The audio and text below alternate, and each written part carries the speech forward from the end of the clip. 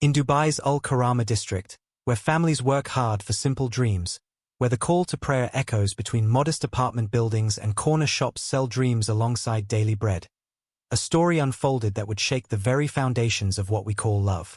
This isn't the Dubai of golden towers and luxury cars.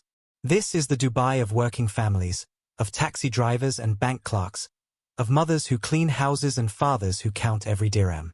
Here, in these narrow streets where children play football between parked cars and elderly men gather for evening tea, lived two people whose paths would cross in the most tragic way imaginable. A 50-year-old man finally found his perfect bride. She was young, educated, beautiful, everything he'd prayed for through countless lonely nights. But on their wedding night, paradise turned to hell.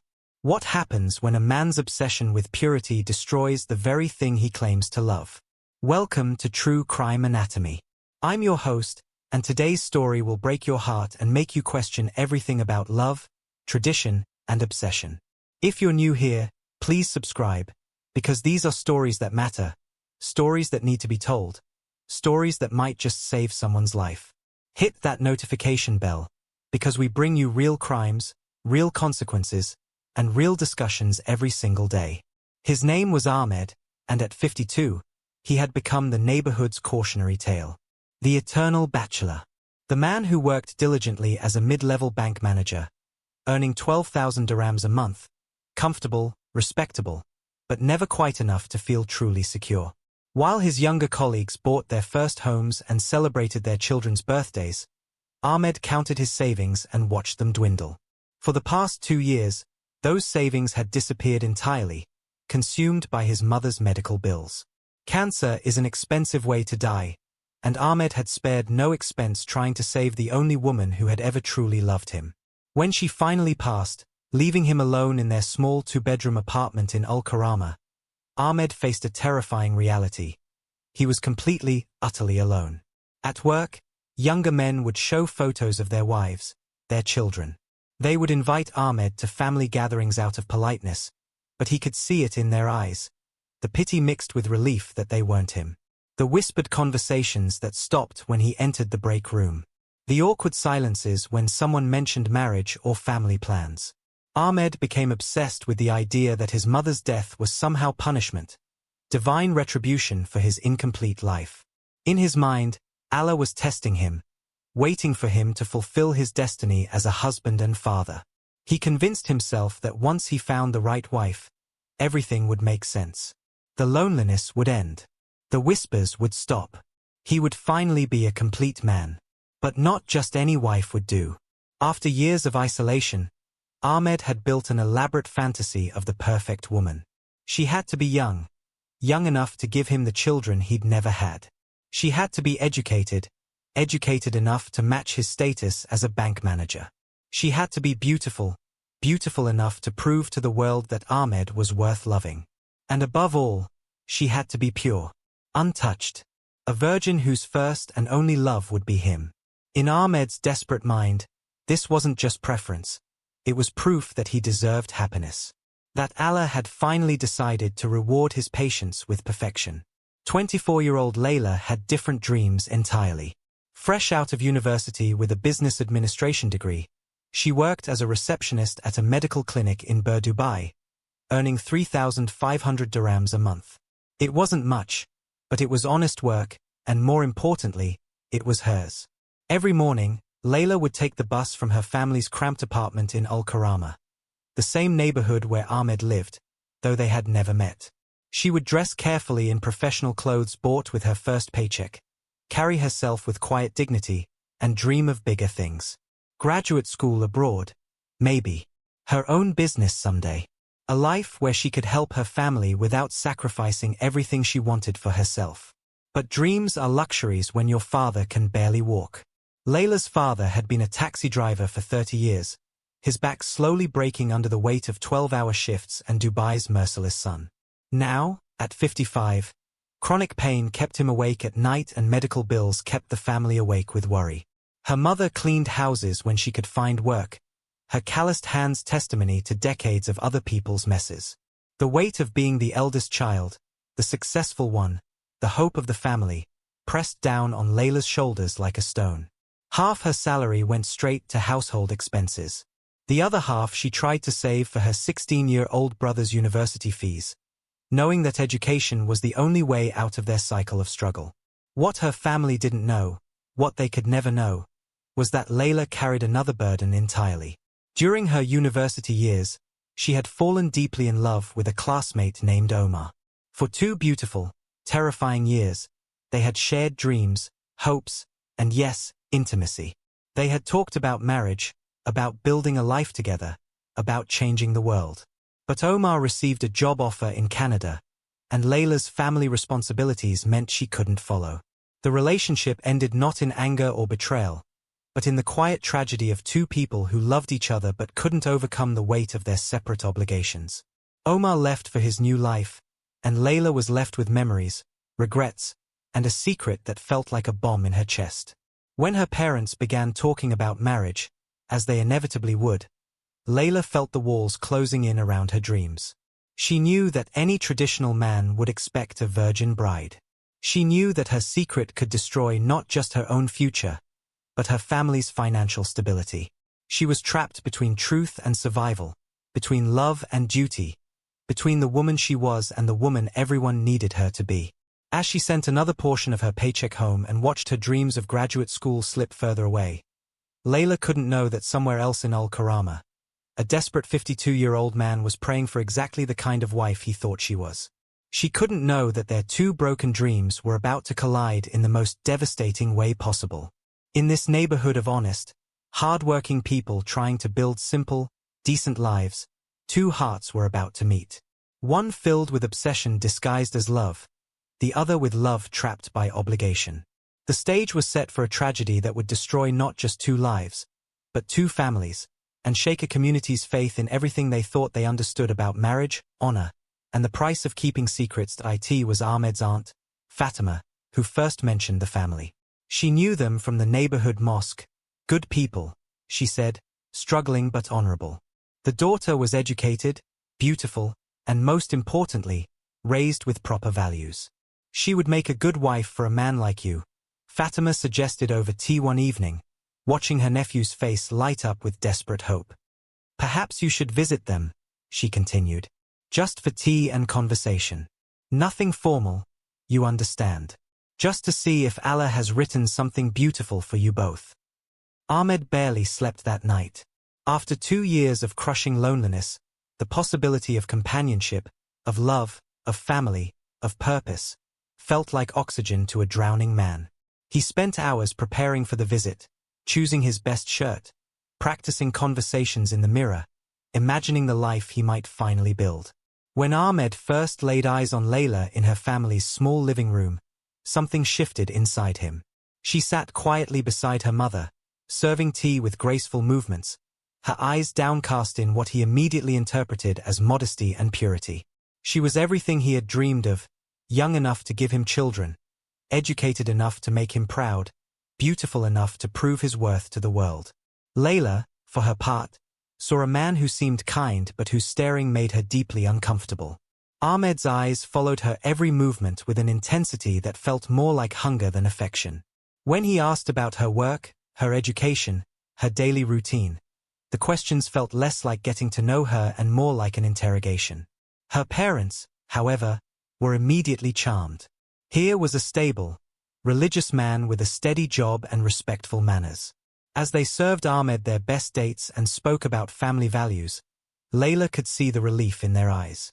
This man could solve their problems. This man could secure their daughter's future and ease their financial burden. She's never had male friends, her father assured Ahmed quietly, not knowing his daughter could hear every word from the kitchen. We raised her properly, with tradition and respect. She's pure, wallahi, pure as driven snow. Ahmed smiled, but Layla felt something cold settle in her stomach. The visits began immediately, 3, sometimes 4 times a week. Ahmed would arrive unannounced with gifts the family couldn't afford to refuse. Medicine for her father's back pain, groceries they desperately needed, small jewelry for Layla that felt more like chains than presents. Each visit lasted longer than the last, and Ahmed's questions became more invasive. Who do you sit with at work? He would ask Layla directly, ignoring her parents' presence. Do any men speak to you? What do you talk about with your female friends? Do they have boyfriends? Do they influence you with bad ideas? When Layla mentioned a male colleague who had helped her with a computer problem, Ahmed's face darkened. A proper wife doesn't need help from strange men, he said, his voice tight with barely controlled anger. A husband should be enough. Layla began to dread the sound of his footsteps on their stairs. Her mother, however, only saw a man who cared deeply about protecting his future wife's honor. He loves you already, she would whisper to Layla. See how he worries about your reputation? This is what a good husband looks like. After only 6 weeks of these suffocating visits, Ahmed proposed. Not romantically, not privately, but as a business transaction conducted in front of both families. He offered to pay for her father's medical treatment, to support the family financially, to give Layla the security she deserved. The proposal came with promises that sounded like threats disguised as gifts.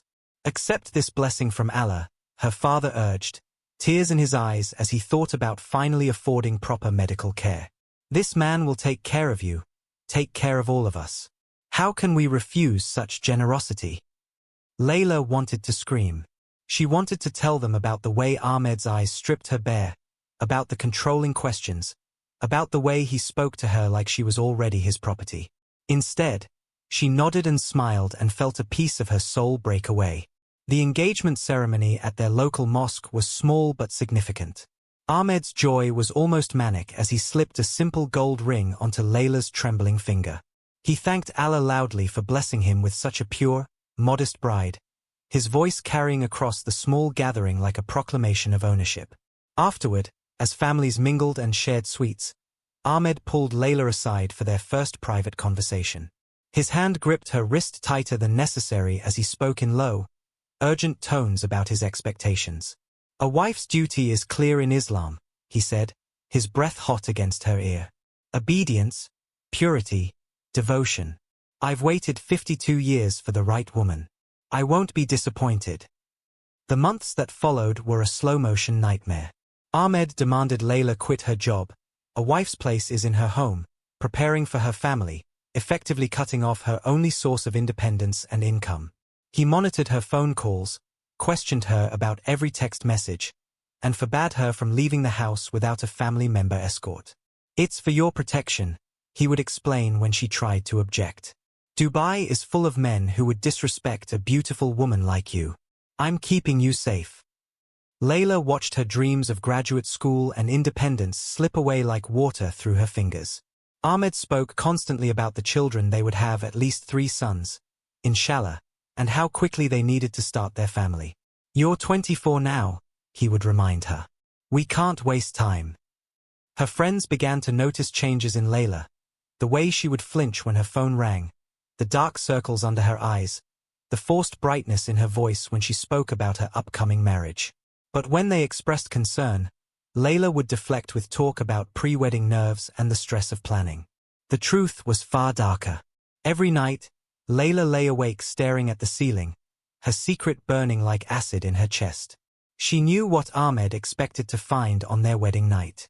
She knew that her past with Omar would destroy everything, not just her own future, but her family's survival. She tried once to talk to her mother about postponing the wedding, speaking vaguely about needing more time to prepare. Her mother dismissed her concerns immediately. Cold feet are normal, Habibti. Once you're married and settled, you'll see how good Allah has been to you. Layla even wrote a letter confessing everything, her relationship with Omar, her fear of Ahmed's reaction, her desperate wish that love could be about understanding rather than ownership. She wrote it 3 times, each version more desperate than the last. Each time, she tore it up and threw the pieces away, knowing that the truth would destroy her family's only hope for financial stability.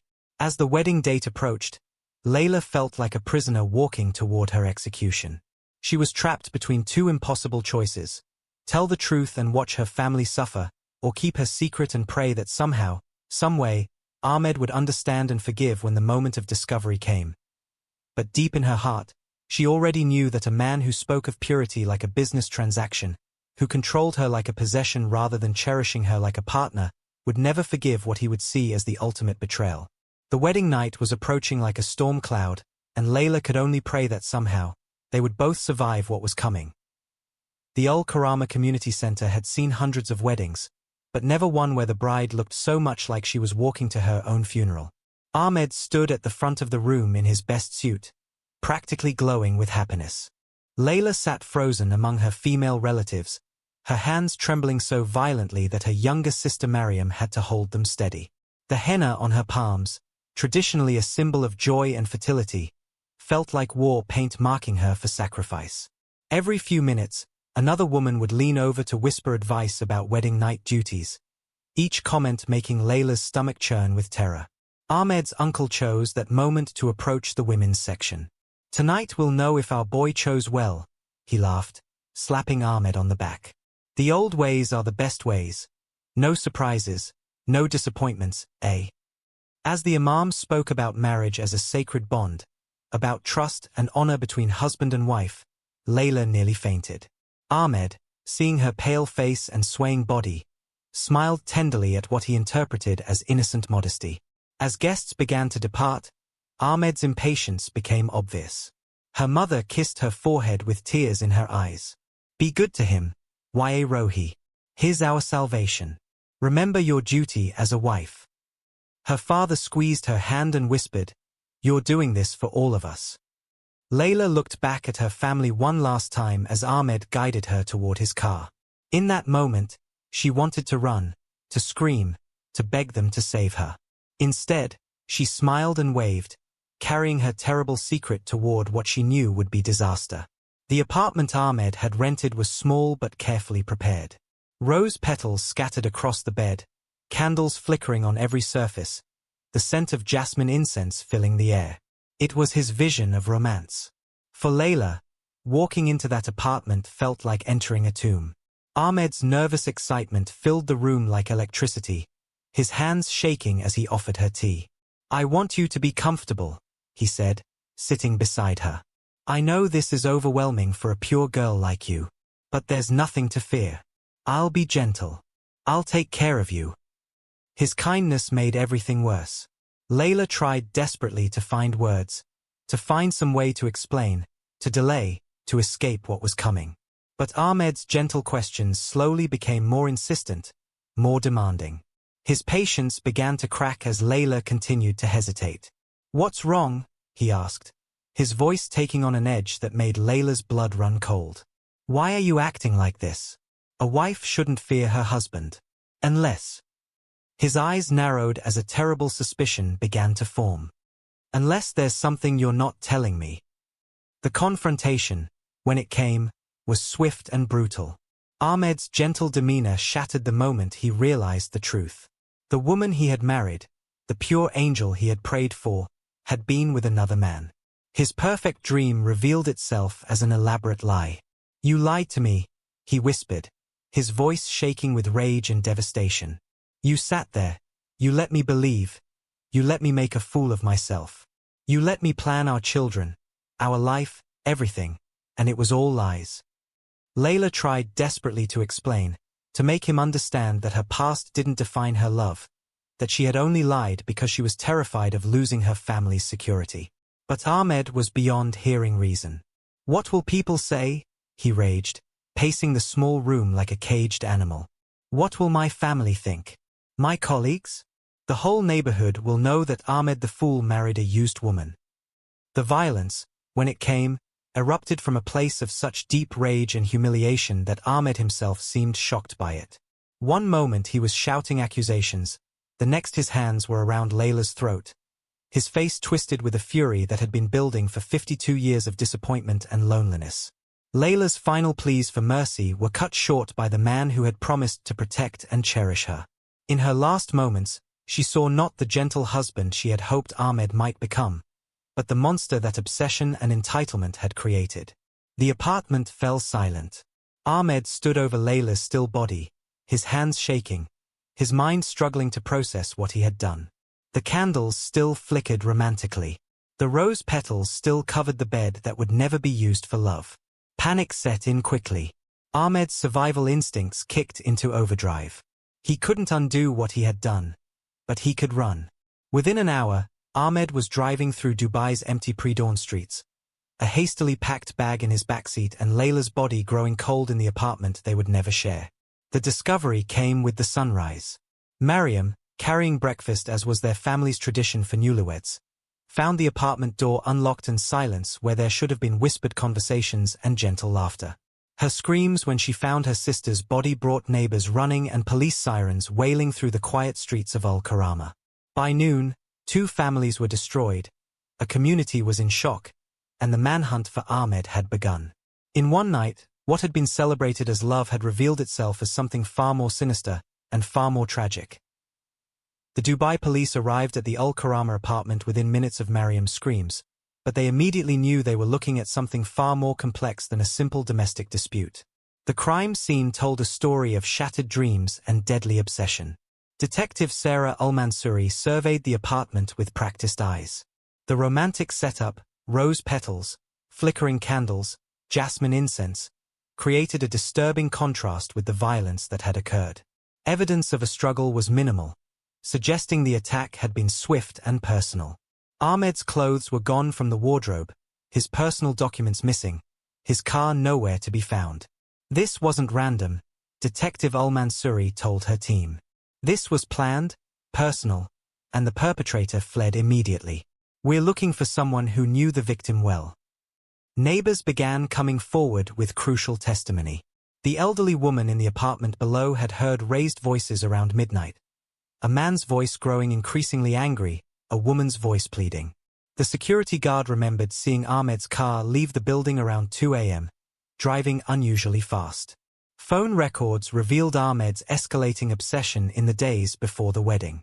He had called Layla 17 times on their wedding day alone. Financial records showed frantic ATM withdrawals in the hours before his disappearance, the actions of a man preparing to disappear. The most damning evidence came from CCTV footage throughout the neighborhood. Cameras captured Ahmed's car racing through empty streets, his face clearly visible, his expression wild with panic and desperation. As investigators interviewed Ahmed's colleagues at the bank, a disturbing pattern emerged. Co-workers described his increasingly erratic behavior, his obsessive talk about finding a pure wife, his angry outbursts when anyone suggested his expectations might be unrealistic. He talked about her like she was a prize he'd won, one colleague told police. Not like a woman he loved, but like something that proved his worth. Ahmed's car was found abandoned near the UAE-Oman border. Credit card transactions traced his desperate flight, gas stations, roadside restaurants, cheap motels where he paid cash and gave false names. An international alert was issued, and his photograph was distributed to border controls throughout the Gulf region. For 6 days, Ahmed moved like a ghost through the harsh landscape of the Arabian Peninsula. He slept in his car in remote areas, bought food with dwindling cash reserves, and wrestled with the magnitude of what he had done. The man who had spent 52 years building a respectable life had destroyed everything in a single moment of uncontrolled rage. His mental state deteriorated rapidly. In a cheap motel near the Saudi border, Ahmed stared at himself in a cracked mirror and barely recognized the wild-eyed stranger looking back. He had killed the woman he claimed to love, destroyed 2 families, and thrown away everything he had worked for. Several times during those 6 days, Ahmed considered ending his own life. The weight of guilt and shame pressed down on him like a physical force, but even in his darkest moments, self-preservation kept him moving, kept him running from the inevitable. The end came on a dusty highway near Al Ain, when a truck driver spotted Ahmed's distinctive car and called police. By the time authorities arrived, Ahmed had given up. He sat beside his car in the desert heat, his hands raised in surrender, his face hollow with exhaustion. "I killed her," were the first words out of Ahmed's mouth when police approached. No resistance, no attempt to flee, no claims of innocence. Just the stark admission of a man who had finally accepted that his running was over. In custody, Ahmed's breakdown was complete. During his first interrogation, he confessed everything in exhaustive detail. His obsession with finding a pure wife, his discovery of Layla's past, his uncontrollable rage. But even in confession, Ahmed couldn't accept full responsibility. "She deceived me," he insisted to detectives. "She knew what I expected. She knew how important purity was to me. She could have told me the truth, could have saved us both from this tragedy." The psychological evaluation revealed a man whose entire sense of self-worth had been built on impossible expectations and cultural pressures. Ahmed's obsession with virginity wasn't just about tradition. It was about proving to himself and his community that he was worthy of love despite his age, his loneliness, his years of failure. As the full timeline emerged, investigators painted a picture of escalating control and obsession that friends and family had missed or ignored. Layla's attempts to postpone the wedding, her growing anxiety, all had been dismissed as pre-wedding nerves rather than warning signs of impending danger. The aftermath was devastating for both families. Layla's father suffered a heart attack upon learning of his daughter's death and was hospitalized for weeks. The guilt of pushing her toward marriage for financial security consumed him. Her mother retreated into a depression so deep that neighbors worried for her sanity. The family's financial situation, already precarious, became desperate without Layla's income. The very security her marriage was supposed to provide had died with her, leaving them worse off than before. Ahmed's family faced different but equally crushing consequences. The shame of their son's crime made them pariahs in their community. Neighbors who had once congratulated them on Ahmed finally finding a wife now crossed the street to avoid them. As Dubai's legal system prepared to seek justice for Layla's murder, the case had already achieved something else. It had forced a community to confront the dangerous intersection of tradition, desperation, and obsession. The question now was whether justice in the courtroom could heal the wounds that had been torn open in the hearts of two families and an entire neighborhood. The Dubai courts building had seen many high-profile cases, but few generated the intense media attention that surrounded Ahmed's trial. Outside the courthouse, reporters set up cameras while women's rights activists held signs reading "Justice for Layla." Inside, the courtroom was packed with community members and observers who had followed the case. The prosecution's case was methodical and devastating. Lead prosecutor Amira Hassan presented evidence of Ahmed's escalating obsession, his controlling behavior, and the premeditated nature of his crime. Phone records, witness testimony, and CCTV footage painted a picture of a man whose desperation had transformed into deadly possessiveness. This was not a crime of passion, Prosecutor Hassan told the jury. This was the inevitable result of a man who saw women as objects to be owned rather than human beings to be loved. The defense attempted to argue temporary insanity, but court-appointed psychiatrists found no evidence of mental illness, only a dangerous mix of entitlement, cultural pressure, and narcissistic rage. The most heartbreaking moments came during victim impact statements. Layla's mother spoke through tears about her daughter's dreams and the guilt that consumed her daily. "I pushed her toward this marriage," she whispered. "I thought I was securing her future. Instead, I sent my daughter to her death." The verdict came swiftly. After 4 hours of deliberation, Ahmed was found guilty of premeditated murder. Judge Khalil al-Rashid's words during sentencing were harsh and uncompromising. "You promised to protect and cherish this young woman, then murdered her for having a past that existed before she ever knew you. Your crime represents the worst aspects of possessiveness disguised as tradition." Ahmed received life imprisonment with a minimum of 25 years. As the sentence was read, Ahmed showed no emotion. The broken man seemed beyond feeling. For the families watching, the verdict brought justice but no peace. Understanding this tragedy requires examining the perfect storm of factors that created it. Ahmed's crime was the culmination of 52 years of loneliness, social pressure, and a toxic obsession with purity that had nothing to do with love and everything to do with control. Ahmed's desperation wasn't just about companionship. It was about proving his worth to a community that had written him off as a failure. His obsession with finding a virgin wife was about his need to possess something perfect that would validate his existence. Layla's tragedy illustrates how economic desperation can trap women in dangerous situations. Her family's financial crisis made Ahmed's proposal seem like salvation, blinding them to warning signs.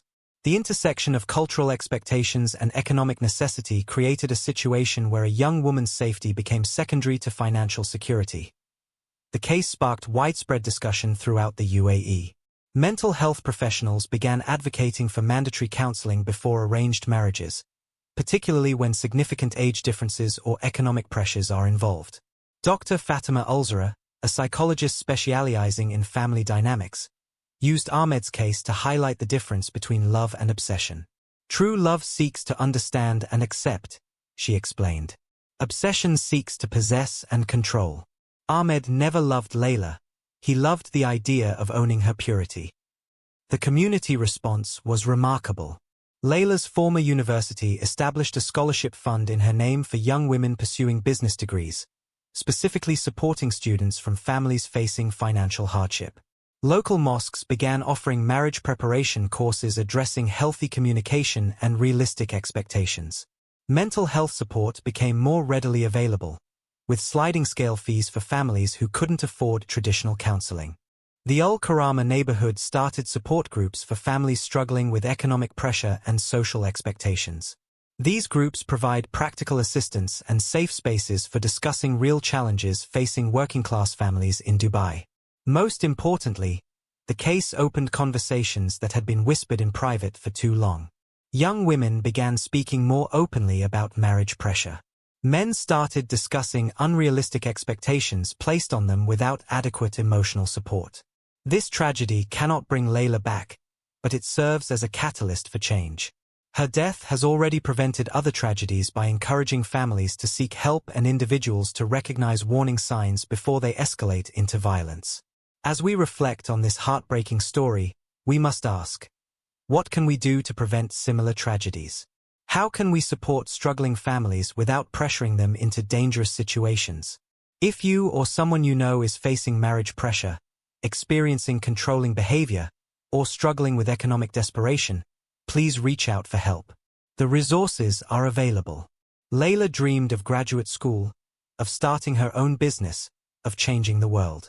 Though her dreams were cut short, her story continues to change lives by forcing us to confront uncomfortable truths about love, obsession, and the price of keeping silent when something feels wrong. Love should never require possession. Tradition should never demand sacrifice of safety. And no economic pressure should ever be worth a human life. Thank you for listening to Layla's story. Share it, discuss it, and learn from it. Together, we can build communities where love is about understanding rather than owning, where traditions serve humanity rather than harm it, and where every person has the right to a future filled with dignity and hope. If this story has impacted you, please like, subscribe, and share. These conversations save lives. Until next time, take care of each other.